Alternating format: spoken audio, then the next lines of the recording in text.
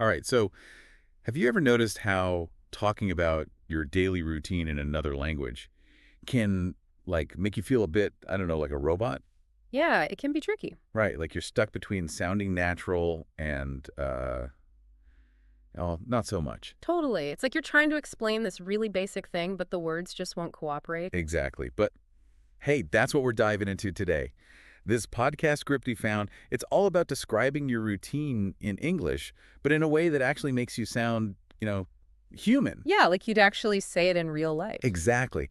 And what's really cool is that it's not just about, like, I wake up, I eat breakfast. It actually digs into some pretty neat language stuff along the way. It really does. It's amazing how much we can learn from something as simple as talking about our routines. Right. Okay, so for someone who's trying to master English, why does any of this even matter? Well, think about it. When you're chatting with someone, you want to connect with them, right? And what's more every day than talking about your day to day? True, true. It's like the foundation of, like, small talk and actually getting a conversation going. Exactly.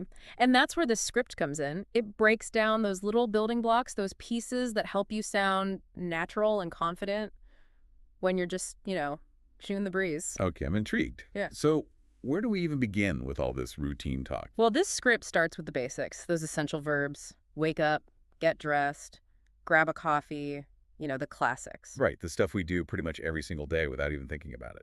Exactly. But here's where it gets interesting.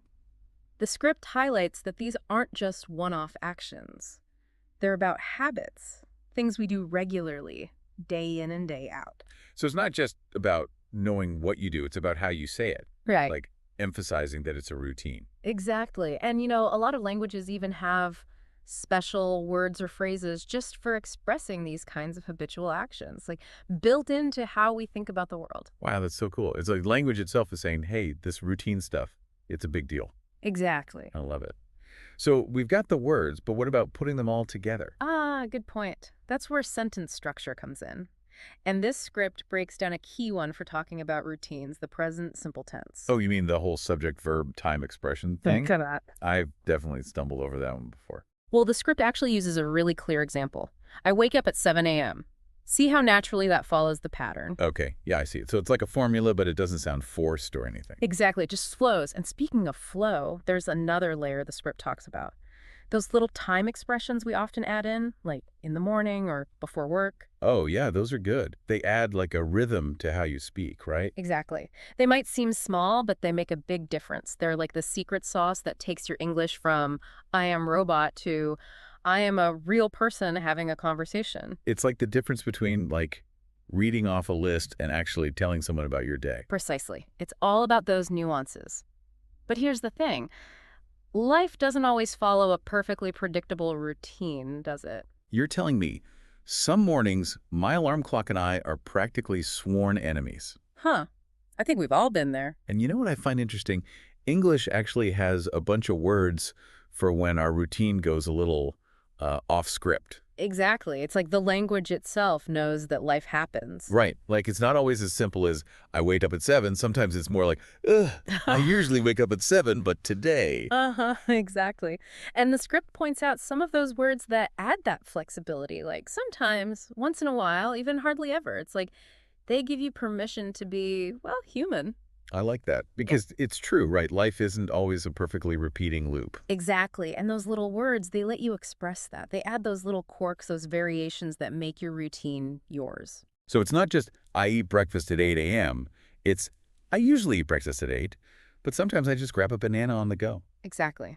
Because who has time for a sit-down breakfast every single day? Right. And it's those little, like, side notes, those sometimes and but actually moments that make a conversation feel real. Absolutely.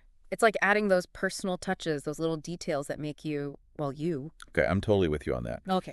So we've got the key verbs, the present simple structure, and those little spice it up words for when life throws a curveball. But I'm curious, how does all of this actually come together for someone who's, out there using English in the real world? It's about going beyond just memorizing words and grammar rules and actually understanding how the language works. Right, like internalizing it so it becomes more natural. Exactly. It's like the difference between, say, reading a recipe and actually cooking a meal. Oh, I like that. Mm. You can know all the ingredients, but until you actually get in the kitchen and start mixing things together. Exactly. You don't really develop that feel for it. And that's what we're talking about here. Those details we've been discussing, the verbs, the sentence structure, those time expressions, they're your ingredients. And then it's up to us to use those ingredients to actually create something. Right. Exactly. You become the chef of your own little conversational masterpiece. Ooh, I like that. Because fluency shouldn't feel like, reciting from a textbook. Right. It should feel like, well, flow.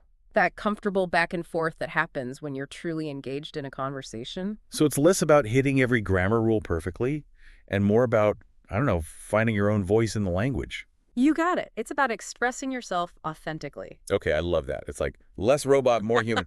But, as we're talking about all of this, I realize that the script we've been looking at, it focuses a lot on describing your own routine. That's a good point. It does, doesn't it? And that's important, of course. But like you said earlier, real communication is a two-way street. Absolutely. It's about connecting with the other person. Exactly. So how do we take all this knowledge about routines and all these cool language tools and use them to actually have a back and forth, a real conversation with someone? Ah, well, that's where the art of asking engaging questions comes in. Okay, now we're talking. Because let's be real, if someone tells me I wake up at 6 a.m. and all I can say is, oh, wow, that's not exactly a recipe for a thrilling conversation, is it? It does not. Yeah. But how do we, step up our question-asking game without turning into, interview robots? Right. It's all about striking that balance. You want to show you're interested and engaged, but not like you're about to write a biography on their sleep schedule. Okay, so less 6 a.m. tell me everything and more. What? More like, 6 a.m. Wow, you're up early. What does your morning routine look like? Are you one of those people who jumps out of bed, or do you kind of ease into the day? Oh, I like that. It's like you're curious, but not in a creepy way. Exactly. You're inviting them to share, to tell you a little bit more about themselves. So it's like we're taking those same building blocks we've been talking about, those verbs, those time expressions, and using them to, build questions instead of just statements. Exactly. It's like instead of saying, I eat breakfast at 7 a.m., you could ask, what time do you usually have breakfast? Or do you have a go-to breakfast spot? Ooh, I like that go-to breakfast spot question. That could lead to, a whole other conversation about favorite places to eat. Right. It's like opening those little conversational doors. And the best part is those questions can be as simple or as complex as you want them to be. So you could start with something like, do you usually have a pretty set routine?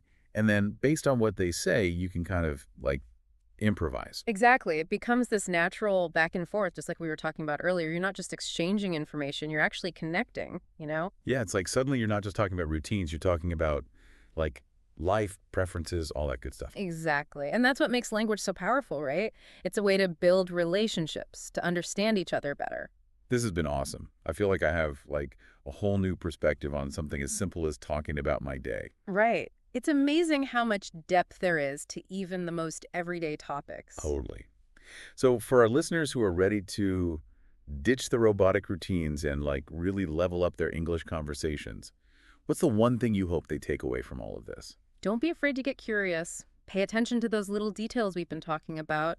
And don't be afraid to ask questions, even if they seem simple. Because sometimes it's those simple questions that lead to the most interesting conversations.